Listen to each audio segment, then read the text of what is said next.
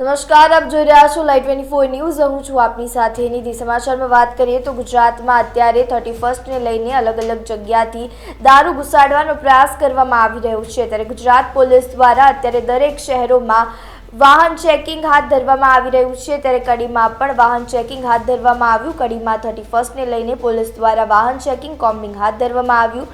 તો વાહન ચેકિંગ સહિત ખાનગી હોટલોમાં પણ ચેકિંગ હાથ ધરવામાં આવ્યું છે।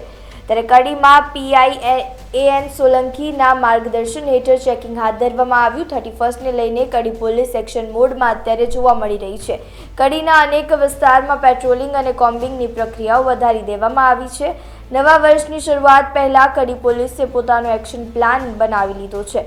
કડીમાં આવેલા મુખ્ય માર્ગો ઉપર રાત્રિ દરમિયાન ફરતા વાહનોનું ચેકિંગ કરવામાં આવ્યું હતું। કડીમાં ખાનગી હોટલોમાં પણ પોલીસ સ્ટેશનના PSI પાટીલ અને તેમના સ્ટાફ દ્વારા ચેકિંગ હાથ ધરવામાં આવ્યું। તો કડીમાં કાયદો અને વ્યવસ્થા જળવાઈ રહે તેને લઈને કડી પોલીસનું અત્યારે એક્શન મોડમાં જોવા મળી રહી છે।